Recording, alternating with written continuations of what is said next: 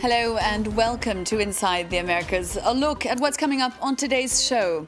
The countdown begins ahead of the Rio Olympics, just 100 days to go before the games that look set to take place against the background of both a presidential impeachment and the worst recession in the country in more than a century. As the world marks the 30th anniversary of Chernobyl, the American appetite for nuclear power appears undimmed. We'll be checking out Turkey Point near Miami, where production has been increased over the last couple of years despite the concerns of environmental activists.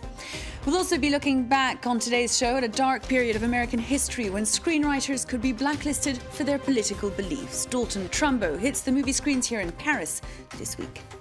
In Brazil, the Olympic Games kick off on August 5th. All the venues in the country are complete, with the exception of the velodrome and the athletics stadium, although officials say they will be done in plenty of time. Perhaps more worryingly, the context looks set to be fairly difficult, both politically and economically. A look now at what's likely to be a bumpy countdown over the next 100 days. Here's Julia Seeger. It was supposed to be the most beautiful panorama of the 2016 Olympic Games in Rio. But just a few days ago, as the torch was being lit in Athens, the cycle lane created for the event collapsed, killing 2 people. It's a disaster. Every construction site in the city should be safe for the city's inhabitants, as well as the tourists that are coming for the Games. The new metro line linking the city to the Olympic Park might not be ready on time, so the only solution left for tourists is to take a bus or a taxi.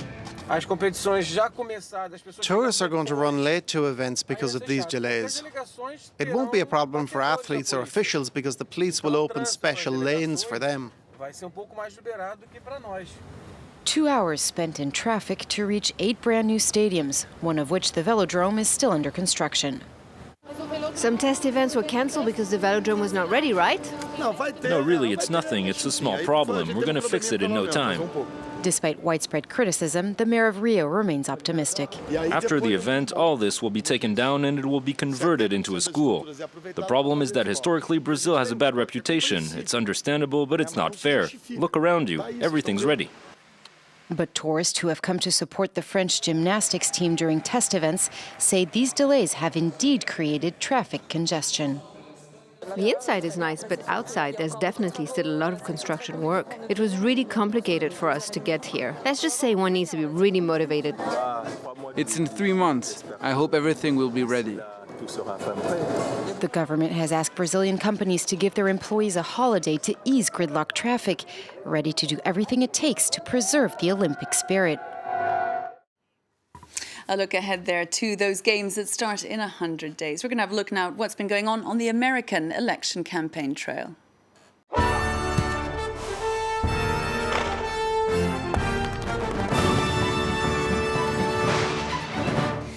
Donald Trump says he's now the presumptive nominee of the Republican Party. The frontrunner in the race was speaking at Trump Tower in New York this week after winning the primaries in Connecticut, Delaware, Maryland, Pennsylvania and Rhode Island. He says it's game over for his opponents as all eyes turn now to Indiana, Oregon and New Mexico. But could a new anti-Trump alliance between John Kasich and Ted Cruz throw a spanner in the works? Kate Moody has been looking into it. Another clean sweep for Donald Trump. 5 more primary triumphs brought him ever closer to the Republican nomination, leading him to describe himself as the party's presumptive nominee. As far as I'm concerned, it's over. These 2 guys cannot win. There's no path. So why would I change? You know, if you have a football team and you're winning, and then you get to the Super Bowl, you don't change your quarterback, right? So I'm not changing. Trump continues to outstrip Ted Cruz and John Kasich in the delegate count as he approaches the 1,237 threshold needed to clinch the nomination. But far from giving up, his 2 remaining rivals are doubling down and announced an unexpected partnership to try and block the frontrunner's path to the nomination. Kasich agreed to step back from the campaign trail to give Cruz a clear run in the Indiana primary, while Cruz would return the favor in Oregon and New Mexico. They hope to solidify voter opposition to Trump and prevent him from an outright victory. This is a matter of resources, and, you know, we're running a national campaign, and we want to apply our resources where we think they can be used most effectively. And I don't doubt that Donald Trump is going to scream and yell and curse and insult and probably cry and whine some as well. That has been Donald's pattern. The bombastic billionaire did indeed describe the effort as a, quote, terrible deal that would sideline his opponents. I think it makes them both look weak and foolish and desperate. It's a deal that, frankly, in business, you wouldn't even allow a deal like that. It would be illegal. But it really makes them look very weak and very desperate. And it's collusion. Collusion's not a good thing. Collusion or not, the question remains whether the Cruz-Kasich alliance has the clout to deny Trump the nomination in the 10 Republican races that are left and force a contested party convention in July. Well, meanwhile, on the Democratic side, those Eastern primaries were good news for Hillary Clinton. She took 4 of the states, putting some distance between herself and Bernie Sanders. Now, one of the issues that's been discussed on the Democratic side of the campaign is nuclear power. Bernie Sanders wants the United States to abandon it, unlike his rival Hillary Clinton. The 30th anniversary of the Chernobyl tragedy this week also provided ammunition to those who want to see nuclear energy reined in. In the United States, one power plant in particular comes in for regular criticism. Turkey Point, say activists, is outdated and dangerous. Lobbies in favour of nuclear power, however, are very strong in the United States, and 2 years ago, production at the plant was increased. Our team's been finding out. It has loomed over the landscape since its construction at the start of the 1970s. The nuclear power plant of Turkey Point sits at the edge of a protected national park. Laura Reynolds, an environmental leader, has been fighting a sometimes lonely 10-year battle against this giant of nuclear power. It's such a beautiful setting, but right in the background, you can see the nuclear power plant.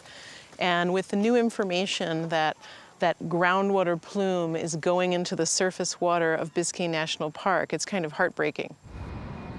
The source of the controversy are these, more than 160 miles of cooling canals. Advocates say a leak in this system could cause an environmental disaster.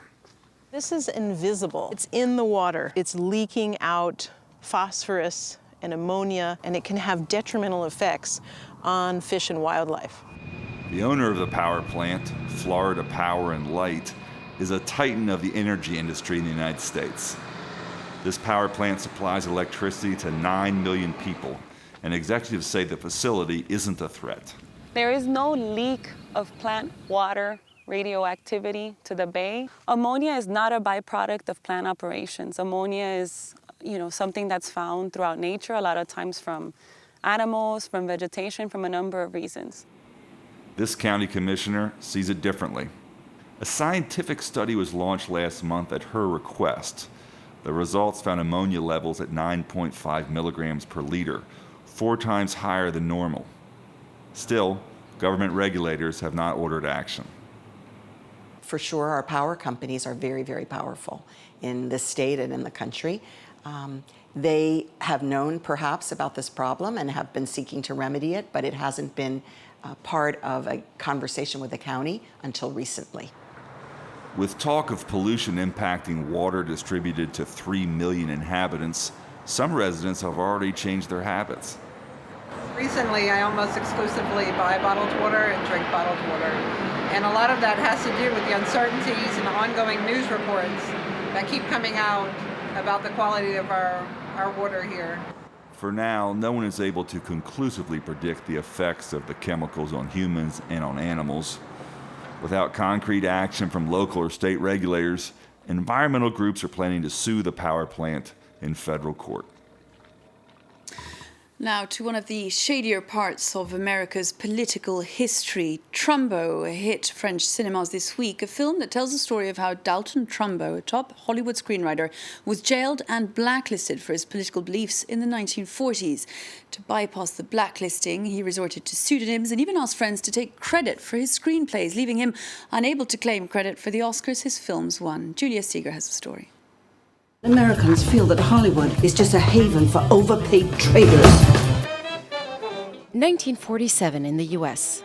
Jazz trumpets are still celebrating the end of World War II. But the ultra-conservative Senator McCarthy is about to start a witch hunt. We should remember that practically every issue which we face today, with the communist issue, McCarthy created the Hollywood blacklist, denying employment to directors because of their suspected communist sympathy. On this original footage, Dalton Trumbo, the popular and politically engaged screenwriter, is being interrogated by the Un-American Activities Committee. And with a great deal of humor and spirit, he defies the panel.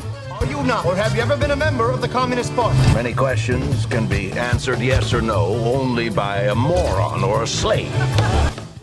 As the U.S. Constitution allows, the artist refused to testify. A bold move which led him to spend 11 months behind bars. It also cost him his U.S. citizenship. The blacklist wasn't justified. Every producer could have just said, I'm only going to employ actors that have talent.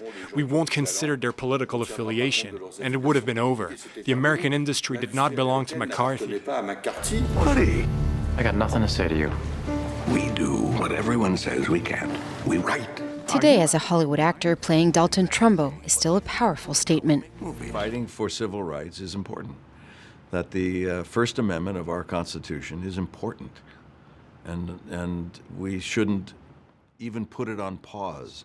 Trumbo then moved to Mexico, where he continued to write under a pseudonym. In a snub to McCarthy, 2 of his scripts won prizes. And in 1960, he scripted Spartacus under his real identity.